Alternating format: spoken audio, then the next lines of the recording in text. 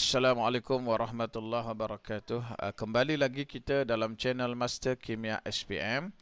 Alhamdulillah, pada kali ini kita akan menyambung kembali siri video kita yang sebelum ini, iaitu dalam tajuk bab yang kedua dalam kimia tingkatan 4 KSSM, jirim dan struktur atom. Dan kali ini kita akan melihat kepada standard kandungan 2.4 isotop dan penggunaannya.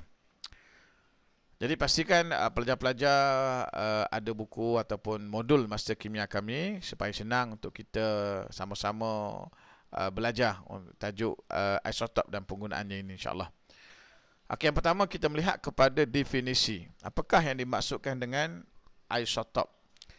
Isotop ialah unsur-unsur yang sama dengan bilangan proton yang sama tetapi bilangan neutronnya berbeza. Ini adalah definisi yang paling tepat, ya. Pastikan pelajar-pelajar bila menjawab soalan berkaitan definisi, ya, mesti menjawab dengan tepat, ya.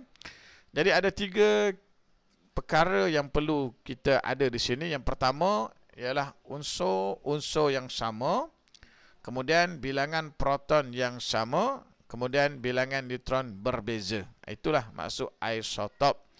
Ataupun kadang-kadang disebut juga unsur-unsur yang sama dengan nombor proton yang sama tetapi nombor nukleonnya berbeza. Mana-mana pun boleh, tak ada masalah, ya. Kemudian isotop mempunyai sifat kimia yang sama kerana mempunyai bilangan elektron valen yang sama. Jadi sifat kimia suatu unsur ni ditentukan dengan bilangan elektron valence, ya. Jadi untuk isotop ini bilangan elektron valen setiap unsurnya sama, sebab itu maka sifat kimianya sama tetapi berbeza dari segi sifat fiziknya, ya. Contoh, kita ada karbon 12 6, ya, nombor nukleon 12, nombor proton 6. Jadi biasa kita sebut sebagai karbon 12. Kita ada karbon 13 6, kita sebut sebagai karbon 13, dan kita ada satu lagi isotop bagi karbon, iaitu karbon 14. Jadi unsur karbon mempunyai 3 isotop dari segi kelimpahannya, ya, iaitu isotop karbon 12, ya, karbon 13 dan karbon 14. Okey, kita perhatikan di sini, ya. Okey, proton karbon 12 6, karbon 13 juga 6, dan karbon 14 juga 6. Maka, ya, kita ingat tadi bahawa isotop ialah unsur dengan bilangan proton yang sama. Okey. Bezanya ialah bilangan neutron. Okey, karbon 12 neutronnya 6, karbon 13 neutronnya 7, dan karbon 14 neutronnya 8. Di sini berbezanya, ya.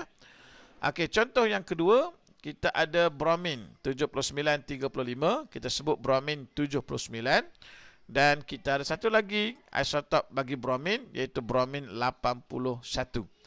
Okey, bilangan proton bagi bromin 79 ialah 35, maka bromin 81 juga protonnya sama 35.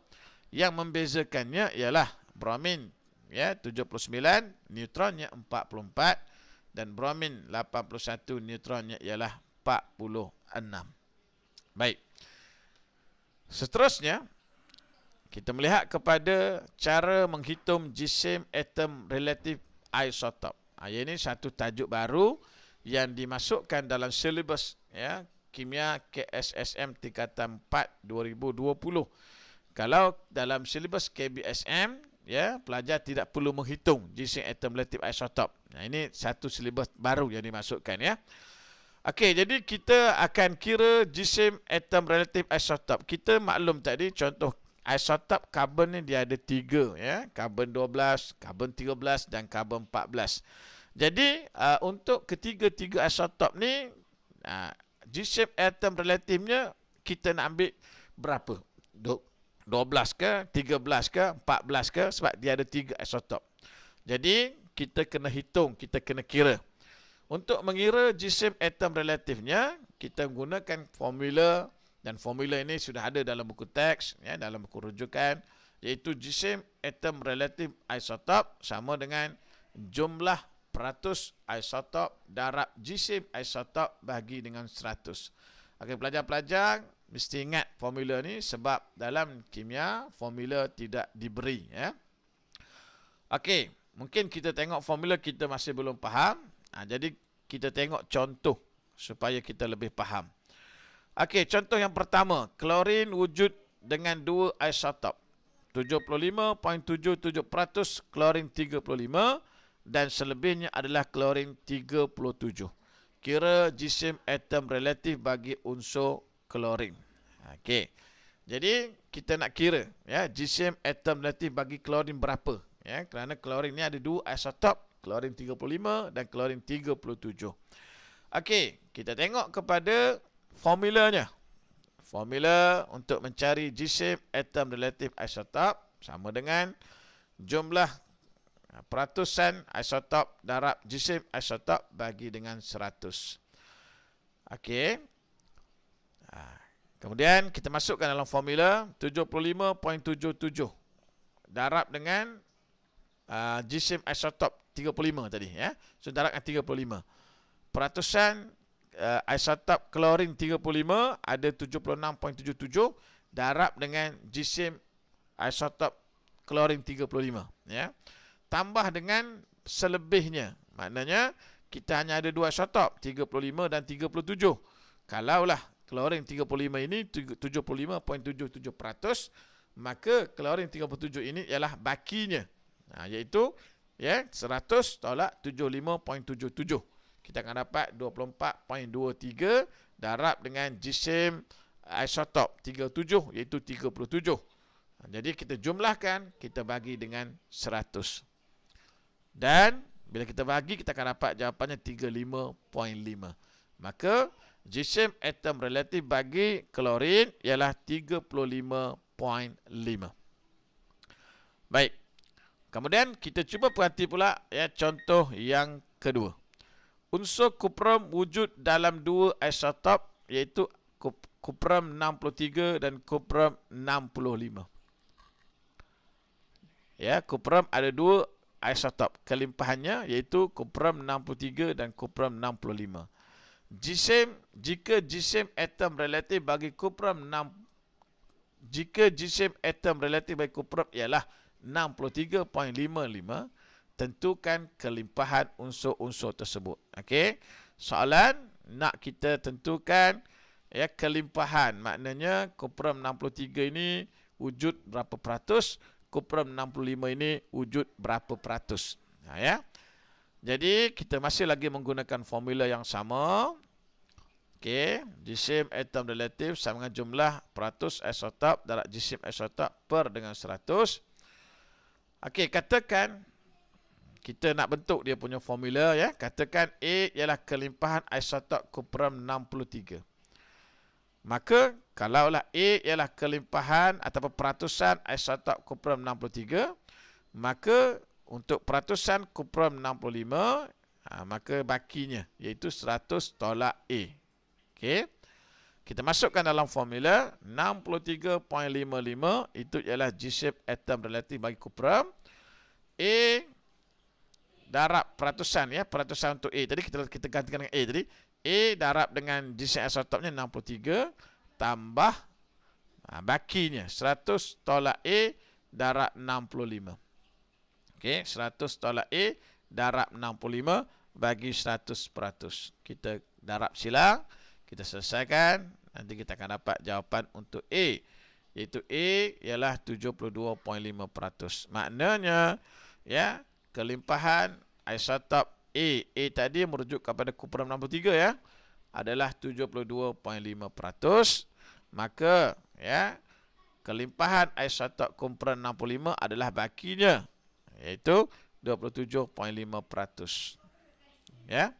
Okey, ini cara nak menghitung. Jadi soalan-soalan berkaitan dengan isotop ni soalan-soalan yang simple saja, soalan yang tidak susah, ya. Jadi moga-moga pelajar dapat memahami, menghitung isotop ini apabila soalan keluar nanti, insya-Allah, ya. Okey, kemudian kita melihat kepada penggunaan isotop. Isotop ini banyak digunakan dalam kehidupan kita secara sedar ataupun tidak sedar, ya. Okey, kita ada beberapa jenis isotop yang biasa dalam kehidupan kita, yang biasa ditanya dalam soalan, yang biasa dalam silibus kita, ya. Yang pertama, kita ada karbon 14. Apa guna karbon 14? Karbon 14 adalah untuk mengukur umur fosil dan artifak. Cobalt 60, ya, cobalt 60. Yang kedua, isotop cobalt 60.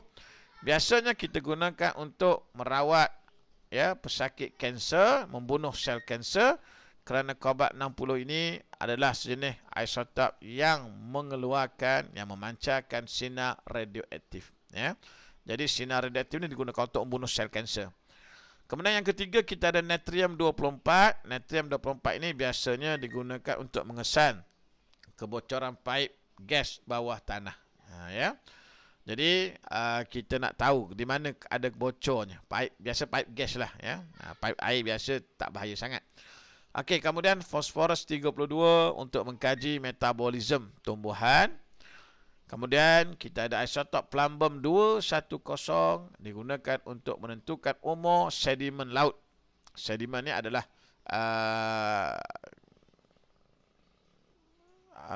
sedimen ni merujuk kepada tanah, ya, tanah dalam laut itu. Okey, uranium 235. Uranium 235 digunakan untuk menjana tenaga nuklear.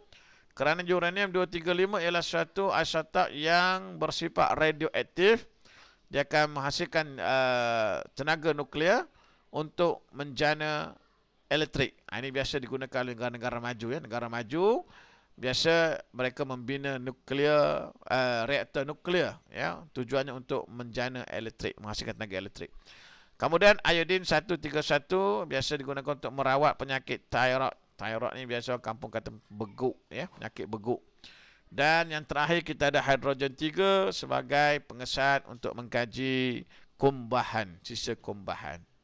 Okey, inilah antara beberapa contoh isotop yang biasa digunakan dalam kehidupan kita. Moga-moga pelajar-pelajar dapat mengingati, ya, kerana kegunaan isotop ini hanyalah berkait dengan kepahaman, ya, untuk pelajar ingat. Jadi faham dan ingat saja, tidak susah, insyaAllah, ya. Jadi sekarang itu untuk siri video kita kali ini. Kita akan berjumpa nanti dalam siri video kita yang akan datang, insyaAllah. Jadi teruskan menyokong kami, channel Master Kimia SPM. Jangan lupa untuk share, like dan subscribe channel kami, insyaAllah.